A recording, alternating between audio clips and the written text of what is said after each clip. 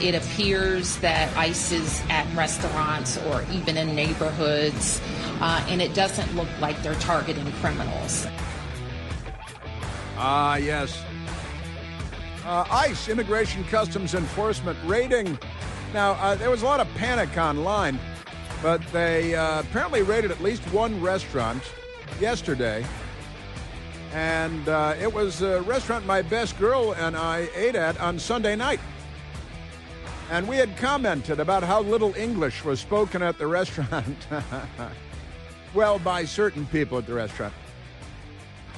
And that was Mayor Muriel Bowser of Washington, D.C. She's very upset. ICE at restaurants? What? We did comment. Literally, we were sitting out on the patio at this restaurant. And who was sitting next to us?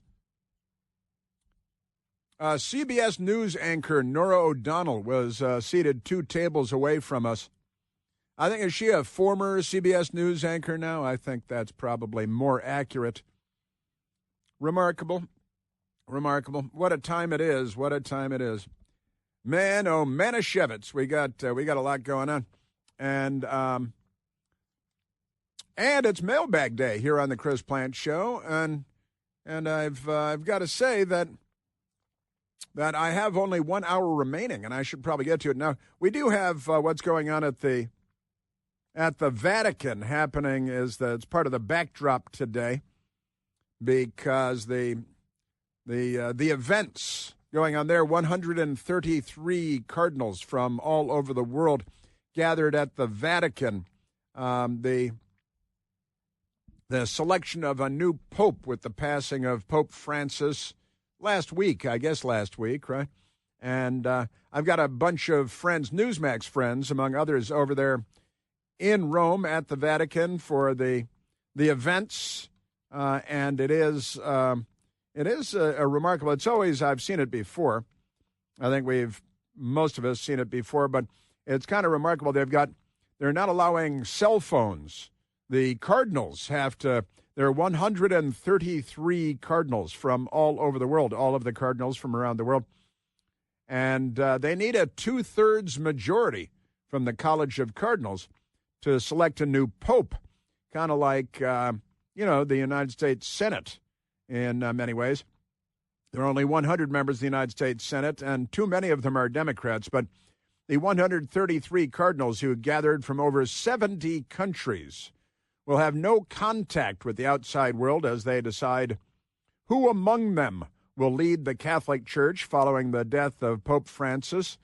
The cardinals filed into the frescoed Sistine Chapel. The ceiling painted by Michelangelo. It's kind of cool. If you've never been there, I'd recommend it. It's very nice. My best girl and I been there to the Sistine Chapel and to the Vatican, and inside the St. Peter's Basilica, one of the most amazing spots on the planet, very, very easily. And my best girl and I think I mentioned the other day, we went up to the cupola, which is the structure on top of the dome, where you can get by walking in a very angled staircase, very narrow angled staircase inside the dome of St. Peter's Basilica. And you actually have to lean as you're walking up the staircase. It was built a long time ago. It's an amazing, amazing place. But the cardinals filed into the frescoed Sistine Chapel, took an oath of secrecy. I don't think they have any, like Democrat senators like Adam Schiff. They don't have any Adam Schiffs among them, I'm guessing. But they filed into the frescoed Sistine Chapel and took an oath of secrecy after a public mass in St. Peter's Basilica, marking the commencement of the secretive ritual dating back to the Middle Ages. It's unclear how long the conclave will last. The previous 10 averaged 3 days. On average, 3 days, with the cardinals deciding, with the 2013 selection of Pope Francis lasting only 2 days, and none in modern times have gone longer than 5 days. Now, I've got friends over there. I know they're hoping it's going to take weeks. They're hoping it's going to break a record, maybe take a month, because they're in Rome, and they're staying in nice hotels and going to nice restaurants, and they're working long days, but that's okay. You're at the Vatican, and they're selecting a new pope, so it's cool. Wednesday's session will allow, that's today, will allow for one vote, while all following days will allow for 4 rounds of voting. The Cardinals famously communicate to the outside world using only smoke signals, black smoke from the chimney at the Sistine Chapel. They put the votes on paper. They write the votes out on paper, and then they take the votes and they put them in a pot-bellied stove kind of thing, and they burn the votes. And when the black smoke rises from the Sistine Chapel, it means that they have not selected a new pope. And eventually, white smoke will rise from the chimney from the Sistine Chapel, and that will indicate that a new pope has been selected by the College of Cardinals. And then sometime later, they come out and announce and introduce the new pope. After Pope Francis's tenure was marked by reforms in the church and strong pushback from traditionalists, the Cardinals are expected to strive for a speedy conclave to give an impression of unity to the world. Well, I think they should take their time and relax and enjoy the process. It is an amazing process, and I was born Catholic, raised Catholic. I am Catholic, and proud to be Catholic. And this is a great tradition. The rituals and everything, just great. The institution of the Catholic Church is quite extraordinary. So, but they take their cell phones from them. Nobody's recording. Nobody's making videos. Nobody's taking pictures. Nobody's leaking stuff because they don't have any Adam Schiffs. They got a whole gang of them on the left over there, don't they? Yes, they do. Yes, they do. Now, with that said, it is, as I said, it's Wednesday, and that means that it's Mailbag Day. Mailbag Day. And I have today, Michael Piercy has given me only 3 mailbag questions for today. Only 3.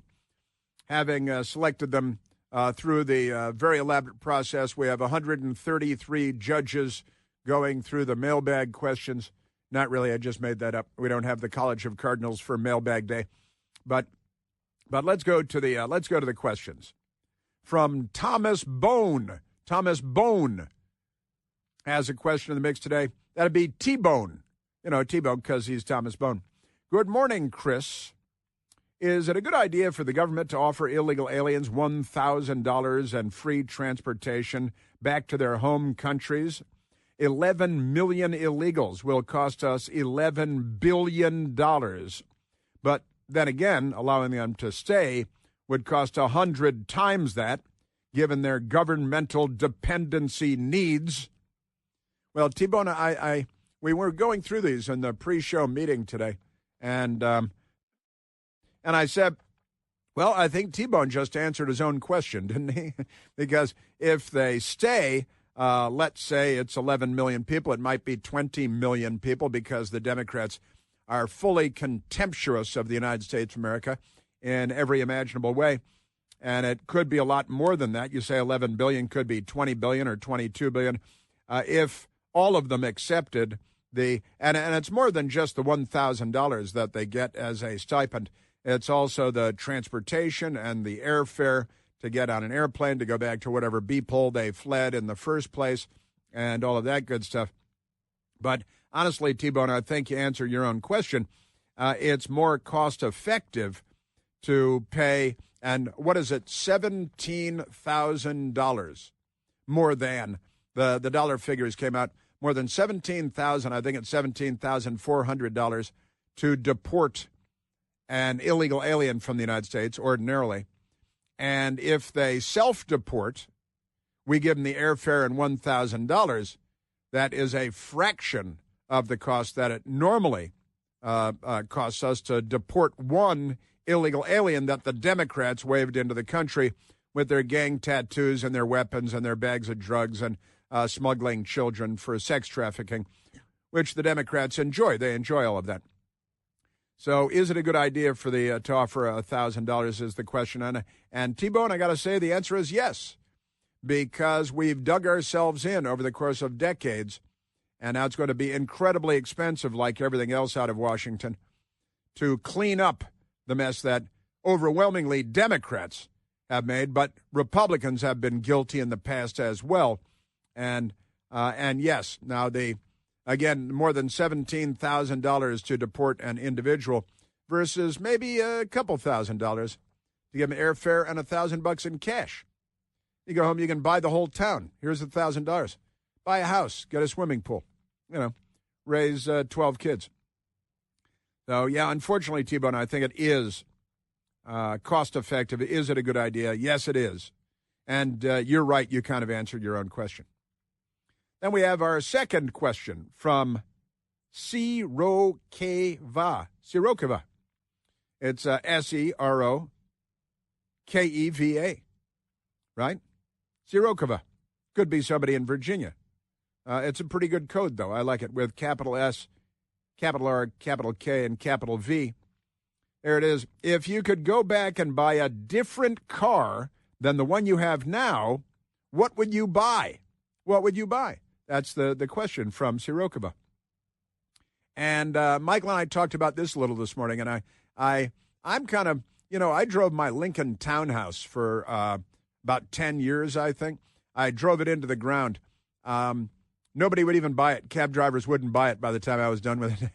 Didn't have a lot of miles on it, but D.C. driving for all those years. And I loved my big Lincoln Townhouse. Now I drive a small, sporty, four-cylinder turbocharged car that's really fast and has a slapstick transmission. And I really enjoy driving it. I only basically drive in the city of Washington. My car is now 9 years. I bought it 9 years and 4 months ago. And I looked at my odometer the other day. I had 21,111 miles on my 9-year. They manufactured it before I bought it, but 9 years, 4 months ago I bought it, and I put 21,111 miles on it. It is pretty funny. Now, and I was looking, but I kind of like a big fat mobile. I like a big comfortable thing. And if I could choose any car, I chose this morning the Rolls-Royce Dawn. It's a convertible Rolls-Royce two-door, and it is it's practically a two-seater. It's really kind of a two-seater, and it's one of the coolest. It's only $400,000. I looked up the new one. You can get a used one, a couple years old, for $200,000 to $300,000, and not likely to ever own one.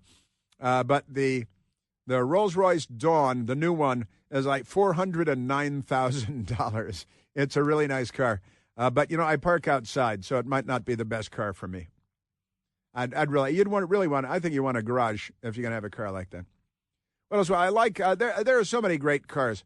Michael Piercy said he wants a Shelby, a Shelby Cobra Mustang. And that's a really cool car. There are so many great cars.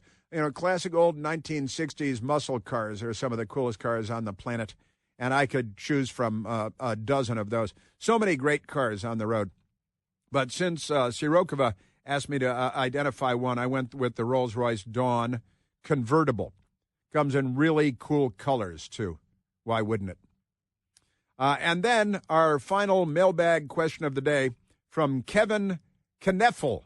It might be Neffel, K-N, like Evil Knievel, like Knaufel, awful Knaufel, But Kevin Kneffel. Chris, recently it came out that the man who had sex with a male corpse in the New York City subway, I told you all about this story, was an illegal alien. Yes, he was. He was an illegal alien. My question, what are the chances when Tom Homan deports him that Senator Chuck Schumer and Kirsten Gillibrand will demand that the that the gay New York family man be returned? I think chances are pretty good. I think chances are very good that the Democrats, and you're right, if Tom Homan comes in to have this illegal alien, necrophiliac, criminal thief who robbed the man died on the New York City subway train. The illegal alien first robbed him, looting through his pockets, stole everything there was to steal. then sexually assaulted him up, and then sexually assaulted him down. And then another Democrat on the subway train, when the necrophiliac rapist was done, another Democrat went and picked through his pockets again to see if there was anything left to steal.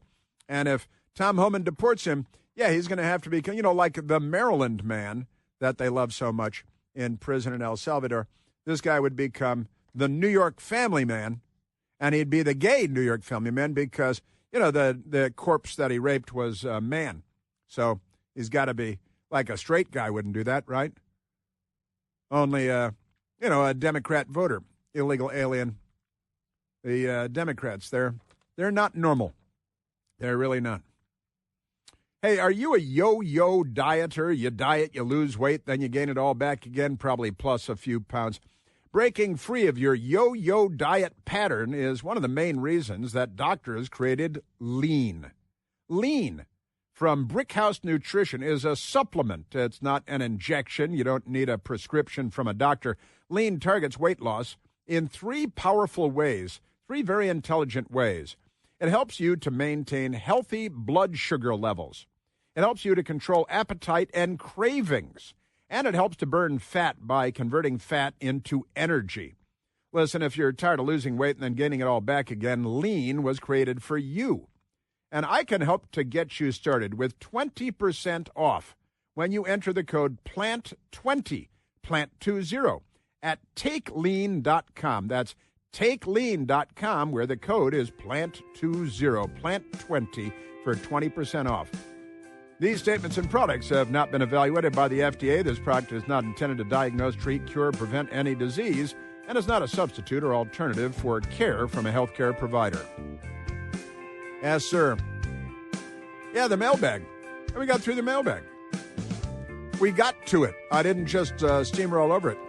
That's because so much happens while we're on the air, we got President Trump coming up, and Joe Biden did an interview on television, and everybody's making fun of it.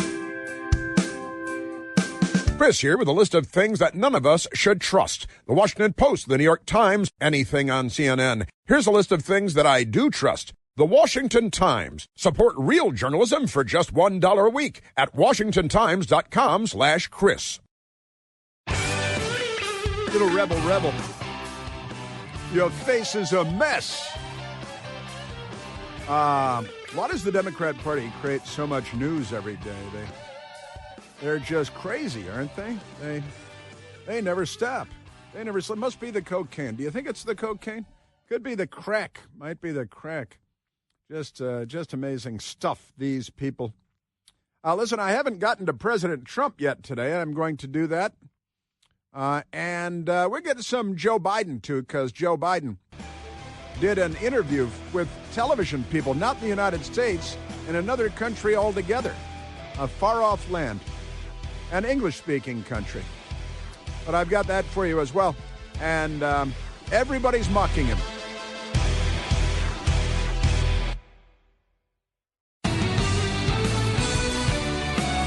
Yes. President Trump was on camera talking to the news media yesterday for how long? Like 2 hours or something.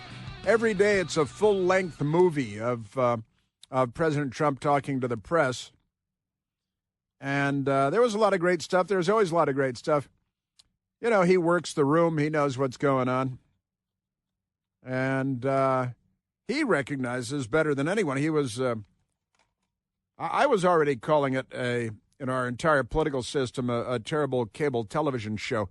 But President Trump recognized, Citizen Trump recognized that.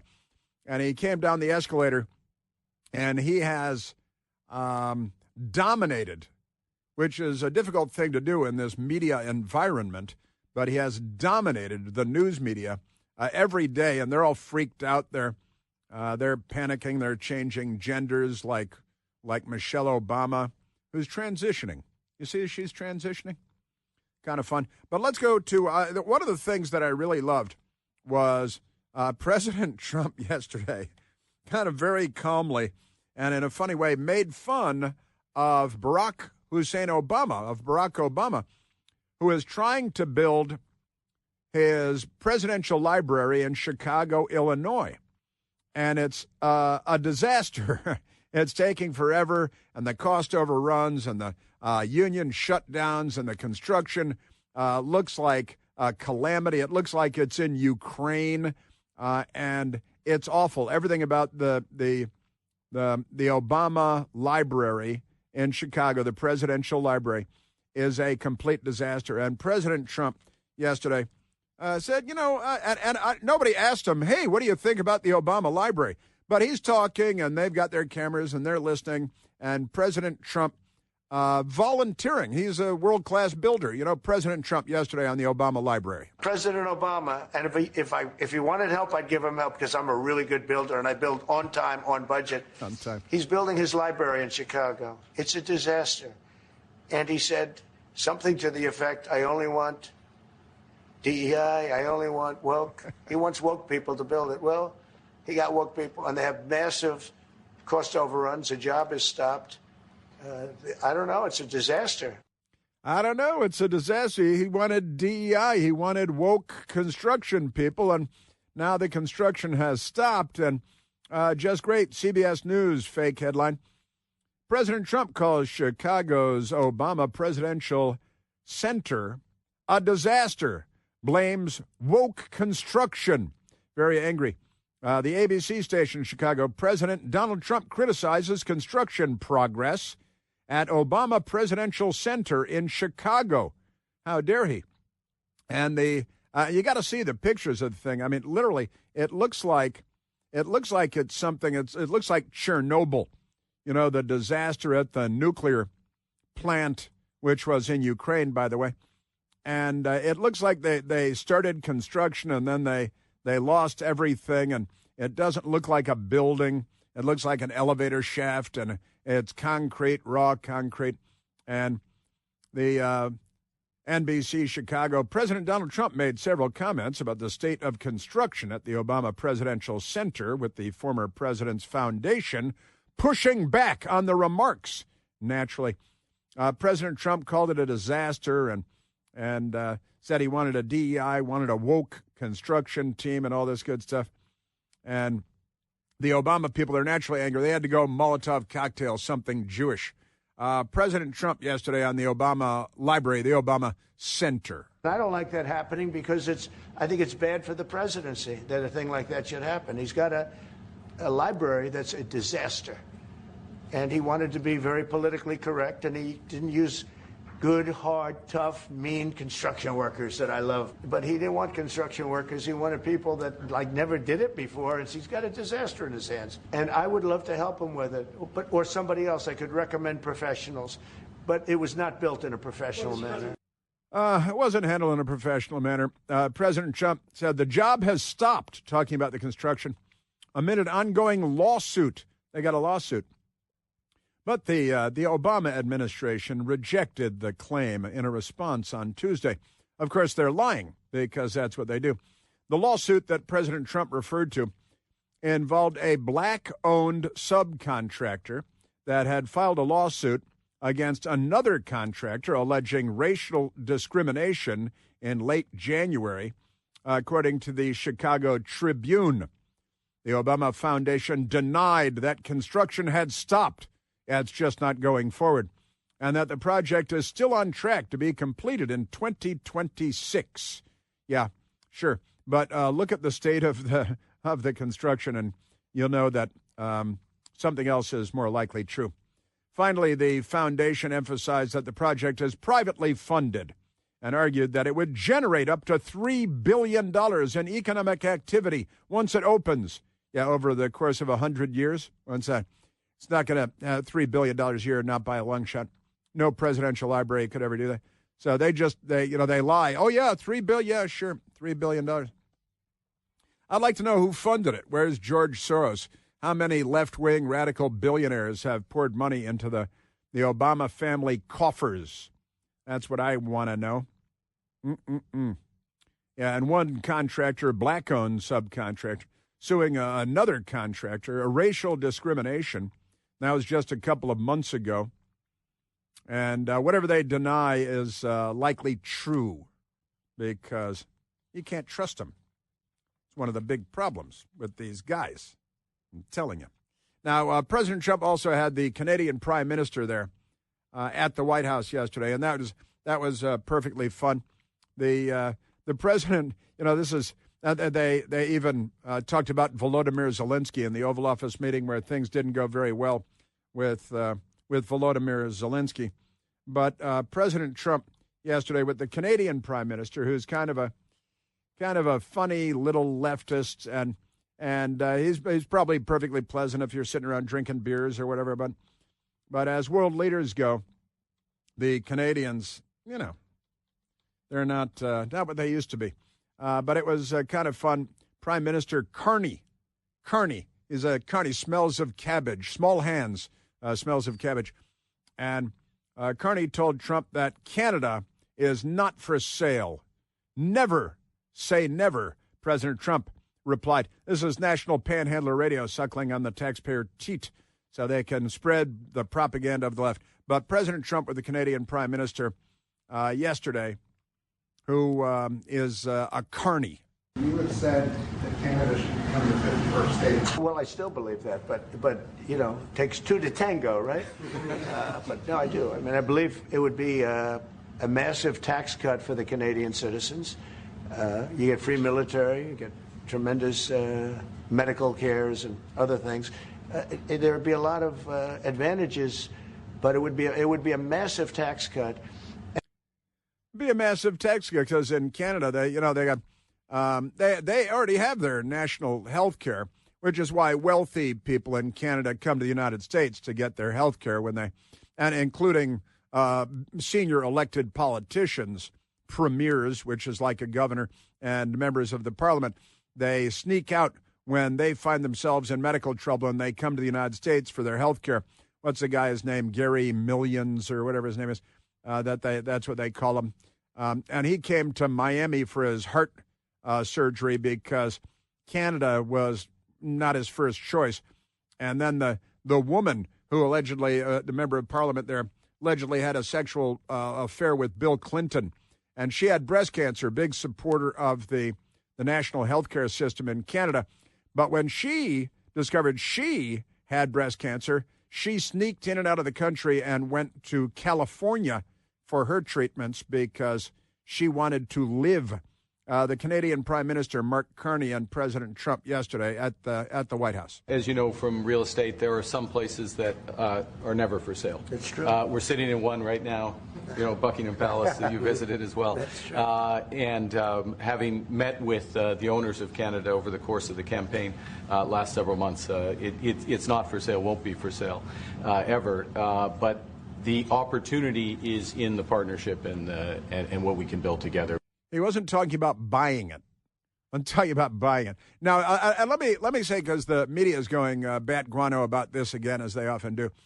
When we purchased Alaska, which is about 560,000 square miles, it's about the size of Western Europe, and we purchased Alaska from the Russians because the Russians owned it, and that would have become the Soviet Union had it not been for what they called Seward's Folly. Seward's Folly, because our boy Seward is like, hey, we should buy Alaska from the Russians. That's the stupidest idea I ever heard. And if you're going to do big things, and America is known for doing big things, then you have to step up and say it out loud, and then you have to actually do it. And it's not about empire building. Obviously, Canada's an ally, and they have really high taxes, and they're very left-wing. They're allowed to be very left-wing because we insulated them from the Soviet Union for decades and decades.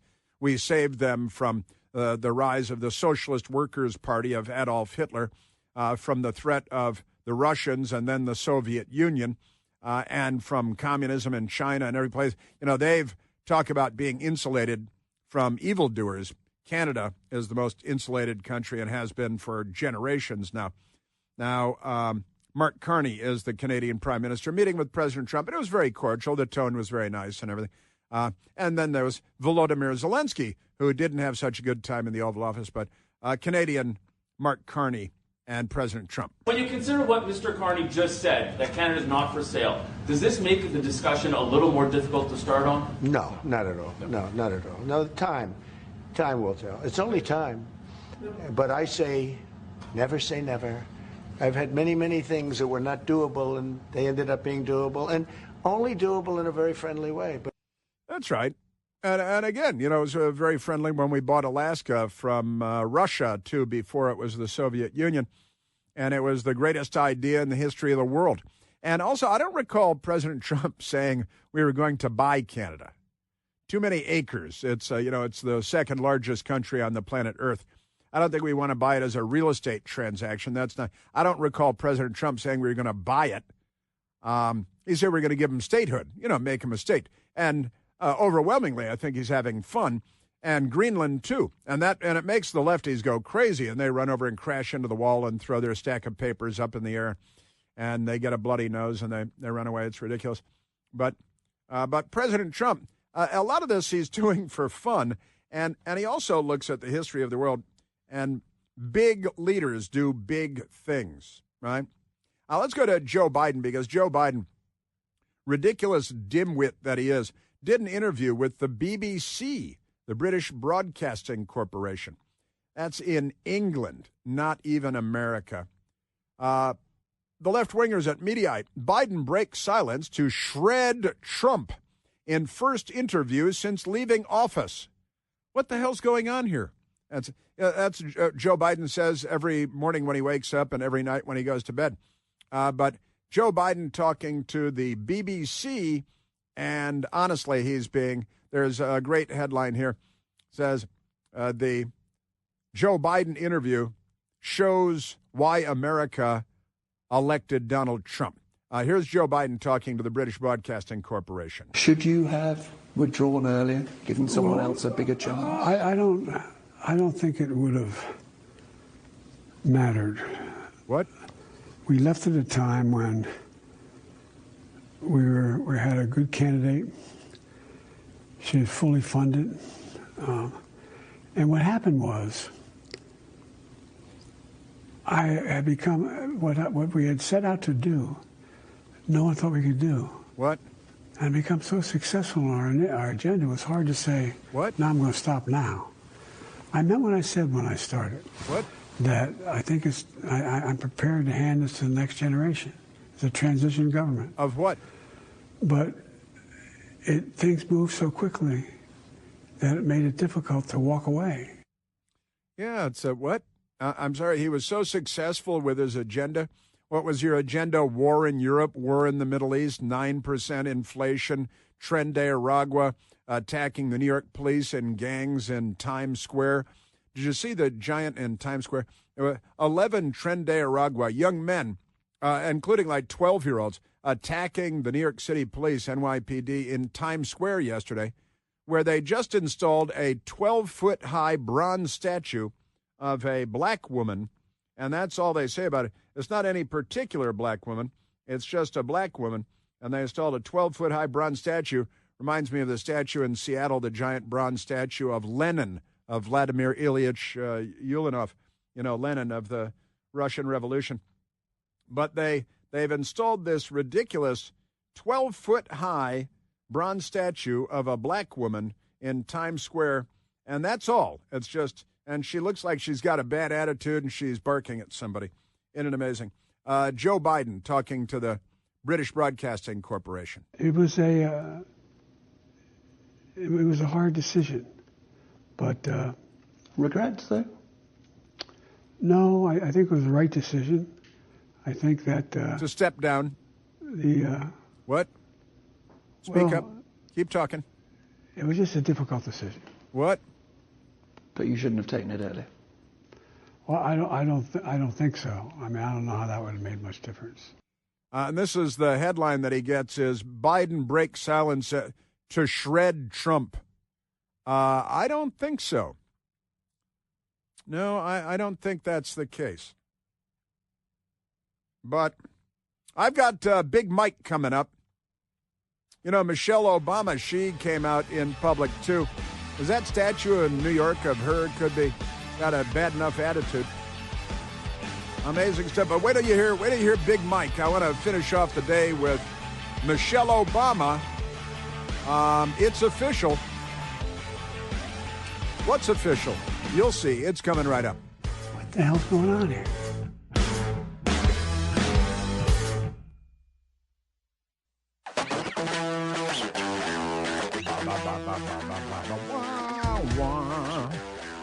Now, Michelle Obama, poor put-upon woman that she is, 8 years in the White House.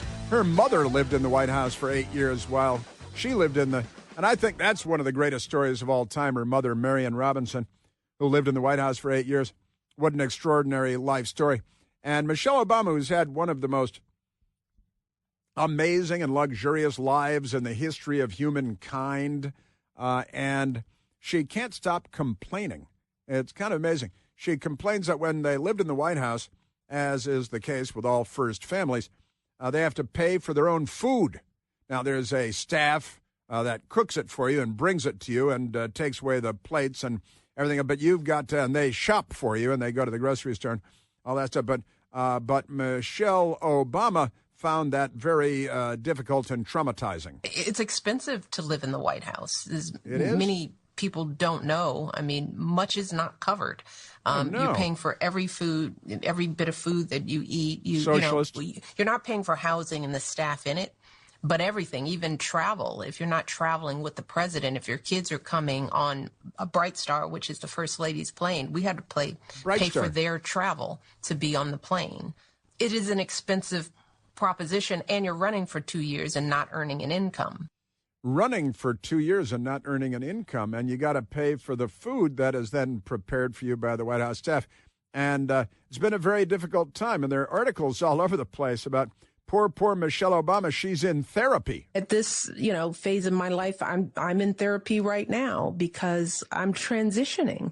I'm 60 years old. I've finished a really hard thing in my life with my family intact. I'm an empty nester. My girls are in, they've been launched. And now for the first time, as I've said before, every choice that I'm making is completely mine. Well, the difficulty, I've got to tell you, my mother raised 6 boys on her own with not enough money and, a 10-year-old car and a 3-bedroom house with 6 sons and herself. And I didn't hear her complain as much as Michelle Obama complains. This is lefties. It wasn't all paid for. Well, what kind of a communist world do you think we're living in here? Well, you got to buy your own ground chuck. Poor, but she is transitioning, and, I'm looking forward to the final results of that. Whoa! I'm in therapy right now because I'm transitioning. That warms my heart, particularly as a black man.